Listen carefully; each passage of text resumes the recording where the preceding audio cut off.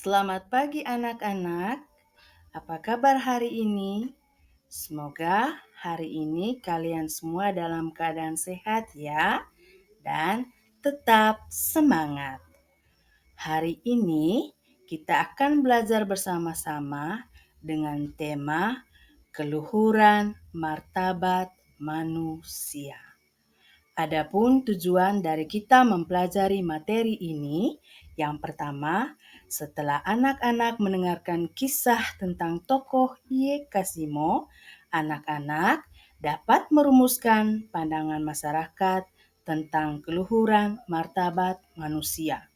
Tujuan yang kedua adalah setelah anak-anak mendengarkan, membaca, serta merenungkan kutipan teks Injil dari Injil Lukas bab 19 ayat 1 sampai 10 dan Injil Markus bab 10 ayat 46 sampai 52, anak-anak dapat menghayati ajaran Yesus dalam menjunjung tinggi martabat manusia. Sebelum kita melanjuti materi pagi hari ini, kita semua diajak untuk berdoa. Oke anak-anak, sekarang siapkan hati kita masing-masing untuk mengambil sikap yang layak dan pantas untuk berdoa. Kita mulai berdoa ya, dalam nama Bapa, Putra, dan Roh Kudus. Amin. Allah Bapa yang Maha Kasih, kami bersyukur karena Engkau telah menciptakan kami secitra denganmu. Semoga dengan keluhuran martabat yang kami miliki, mendorong kami untuk memelihara dan menjaganya, sehingga dalam hidup sehari-hari kami dapat menghargai orang lain sebagai pribadi. Demi keluhuran namamu, kini dan sepanjang segala masa. Amin. Dalam nama Bapa, Putra, dan Roh Kudus. Amin. Anak-anakku yang dikasihi Tuhan, sekarang kita masuk pada langkah yang pertama, yaitu mendalami pandangan masyarakat tentang keluhuran martabat manusia. Saatnya anak-anak akan mendengarkan sebuah cerita yang berjudul tentang Ie Kasimo. Ie Kasimo adalah seorang menteri di era pemerintahan Presiden Soeharto. Beliau adalah seorang menteri dalam negeri yang sangat terkenal dengan kesederhanaan dan rendah hati. Ada suatu kisah yang dialami oleh Ie Kasimo pada waktu akan meresmikan sebuah desa. Seperti biasa, ketika sebuah desa akan menerima tamu kehormatan, yaitu seorang menteri, maka desa itu akan sibuk untuk menata desanya dengan lebih baik, menyiapkan upacara penyambutan dan segala macamnya. Panitia sudah merencanakan dengan matang tentang bagaimana nantinya upacara penyambutannya, mulai dari tari-tarian dan kata-kata sambutan, serta akan diiringi dengan apa saja. Itu semua sudah direncanakan oleh panitia. Sampailah pada hari yang telah dinantikan itu. Semua panitia mempersiapkan diri untuk menyambut tamu kehormatan, yaitu Bapak Menteri dari Negeri Ie Kasimo. Mereka memperkirakan bahwa menteri akan datang dengan menggunakan mobil mewah bersama dengan rombongan yang sudah menggunakan mobil. Setelah panitia menunggu cukup lama, mereka belum juga melihat rombongan Bapak Menteri datang ke desa mereka. Mereka mulai gelisah, apalagi rombongan Bapak Menteri terhambat atau terlambat. Mereka begitu serius memperhatikan apakah rombongan mobil Pak Menteri datang, sehingga tanpa mereka menyadari ada sebuah delman yang melintas di tempat itu dan turunlah seorang bapak dengan pakaian Jawa lengkap dengan blangkonnya dan langsung menuju pada ruang pertemuan. Tidak ada seorang pun yang memperhatikan bapak yang baru turun tersebut. Akhirnya, bapak itu duduk di kursi yang dipersiapkan untuk acara pertemuan itu. namun diberitahu oleh panitia kalau tempat itu untuk tamu kehormatan. Bapak itu tidak boleh duduk di situ. Akhirnya, sang bapak duduk di kursi yang bagian belakang. Karena acara belum segera dimulai, bertanyalah bapak itu kepada salah satu panitia di situ, "Kapan acaranya dimulai?" Panitia tersebut menjawab, "Nanti, masih menunggu Pak Menteri." Lalu sang bapak itu berkata, "Sayalah menteri yang kalian tunggu." Akhirnya, panitia penyambutan menjadi kalang kabut karena orang tua yang berpakaian sederhana itu ternyata adalah bapak menteri yang mereka tunggu. Nah, anak-anak, kalian sudah mendengarkan cerita singkat tadi. Dari cerita tadi, dapat kita simpulkan bahwa pada umumnya masyarakat memandang keluhuran martabat manusia itu dari jabatan yang dimilikinya. Sebagian masyarakat juga menilai seorang dari kekayaan atau harta yang dimilikinya. Sebagian lagi berpendapat nilai seseorang ditentukan oleh penampilannya. Semakin mereka memiliki kekayaan, jabatannya semakin tinggi, maka mereka akan semakin dihormati. Inilah yang menyebabkan Ie Kasimo kurang dihargai keberadaannya, karena dia berpenampilan sangat sederhana. Seharusnya semua manusia harus dihargai martabatnya, bukan karena penampilannya, kekayaannya, atau jabatannya, tetapi dihargai karena keberadaannya. Anak-anakku yang dikasihi Tuhan, sekarang masih semangat kan? Tentu masih tetap semangat. Sekarang kita masuk pada langkah yang kedua, yaitu menghayati ajaran Yesus dalam menjunjung tinggi martabat luhur manusia. Pada langkah yang kedua ini, kita semua diajak untuk merenungkan sambil membaca teks kitab suci.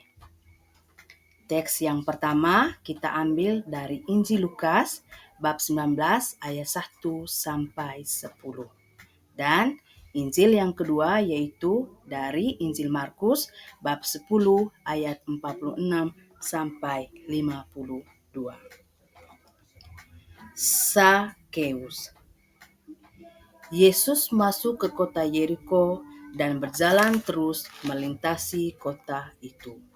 Di situ ada seorang bernama Sakeus, kepala pemungut cukai, dan ia seorang yang kaya. Ia berusaha untuk melihat orang apakah Yesus itu, tetapi ia tidak berhasil karena orang banyak sebab badannya pendek.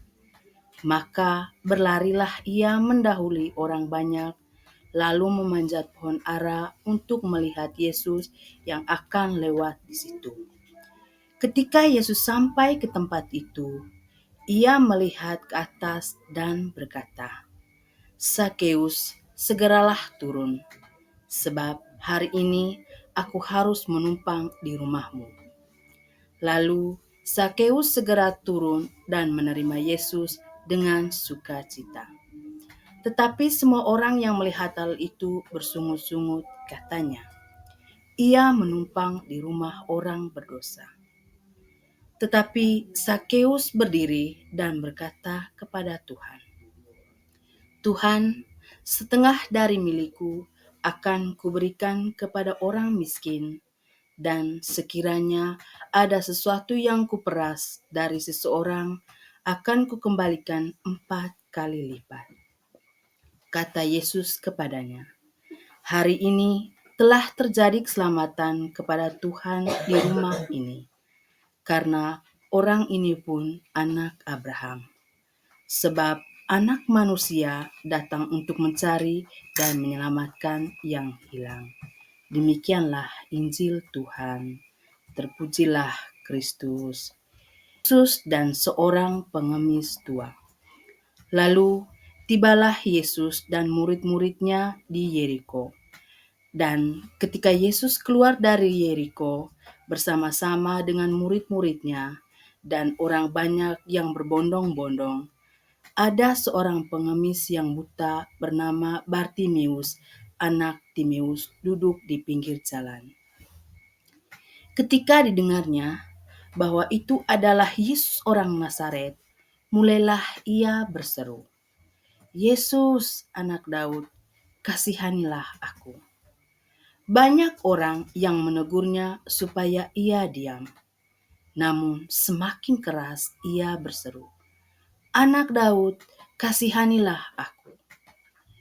Lalu Yesus berhenti dan berkata, "Panggillah dia." Mereka memanggil orang buta itu dan berkata kepadanya, "Kuatkanlah hatimu, berdirilah, ia memanggil engkau." Lalu ia menanggalkan jubahnya, ia segera berdiri dan pergi mendapatkan Yesus. Tanya Yesus kepadanya, "Apa yang kau kendaki supaya aku perbuat bagimu?" Jawab orang buta itu, "Rabuni, supaya aku dapat melihat." Lalu kata Yesus kepadanya, "Pergilah, imanmu telah menyelamatkan engkau." Pada saat itu juga melihatlah ia, lalu ia mengikuti Yesus dalam perjalanannya. Demikianlah Injil Tuhan. Terpujilah Kristus.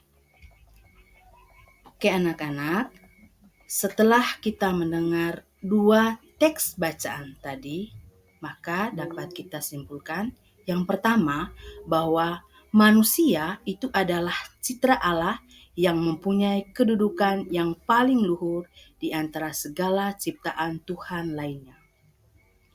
Keluhuran martabat manusia sebagai citra Allah, terutama karena manusia dikasih Allah secara khusus, bahkan hampir sama seperti Allah.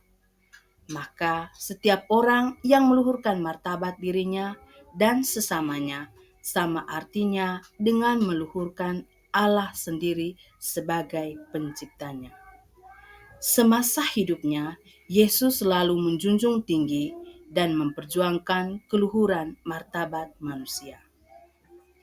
Beberapa contoh tindakan Yesus yang memperlihatkan usahanya dalam memperjuangkan keluhuran martabat manusia adalah sebagai berikut.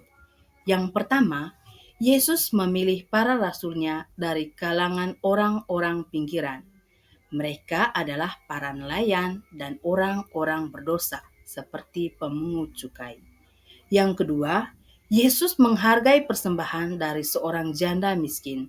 Dalam masyarakat Yahudi, keberadaan seorang janda tidak dihargai dan cenderung dianggap rendah martabatnya. Tetapi Yesus justru menghargai dan memuji persembahan janda miskin yang memberi dari kekurangannya. Yesus dekat dan mau bergaul dengan orang-orang yang dianggap berdosa.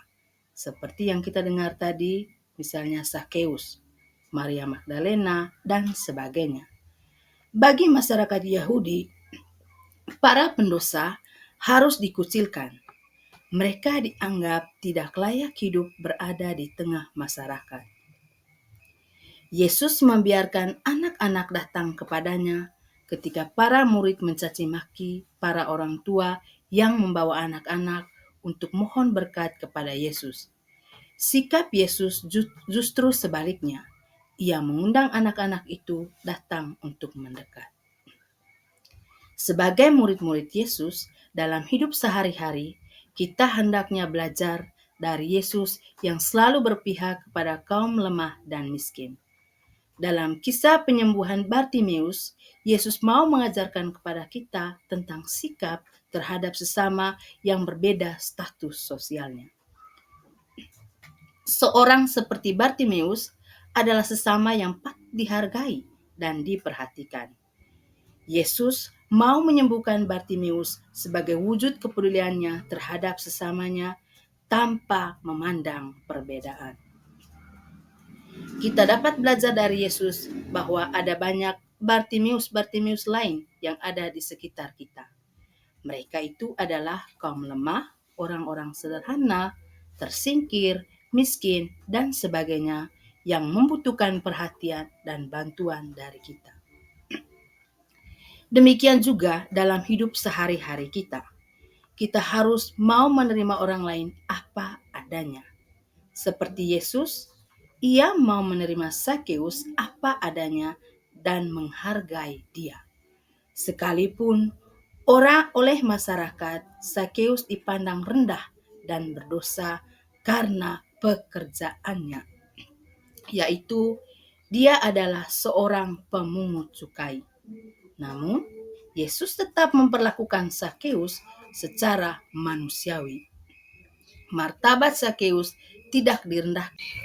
Anak-anakku yang dikasihi Tuhan, dari Ie Kasimo kita banyak belajar, di mana Dia mengajarkan kepada kita untuk menunjukkan sikap saling menghargai martabat seorang manusia tanpa memandang dari segi status, jabatan, ataupun dari penampilan. Dari dua teks bacaan yang telah kita dengar tadi, kita bisa belajar dari tokoh Yesus, yaitu sahabat kita, di mana dalam teks ini kita diajak untuk mampu menghargai ajaran Yesus untuk menjunjung tinggi martabat manusia dalam kehidupan sehari-hari. Anak-anakku yang dikasihi Tuhan, dari materi pembelajaran yang sudah kita simak bersama-sama, adapun yang menjadi pertanyaan refleksi bagi kita semua, yaitu apakah saya sudah menunjukkan sikap saling menghargai sesama? Misalnya dalam hal berteman, sudahkah saya menunjukkan sikap mau berteman dengan siapa saja? Ataukah selama ini saya suka pilih-pilih dalam berteman? Oke anak-anakku sekalian, akhirnya untuk mengakhiri pertemuan kita pada pagi hari ini, kita akhiri dengan doa penutup. Dalam nama Bapa, Putra, dan Roh Kudus. Amin. Allah Bapa yang penuh kasih, terima kasih karena berkat cinta-Mu, kami dapat menyelesaikan kegiatan belajar kami dengan baik. Semoga dengan mendalami materi ini, kami semakin dapat menghargai orang lain. Akhirnya Tuhan, semua doa ini kami serahkan lewat pengantaran Kristus Tuhan kami. Amin. Dalam nama Bapa, Putra, dan Roh Kudus. Amin.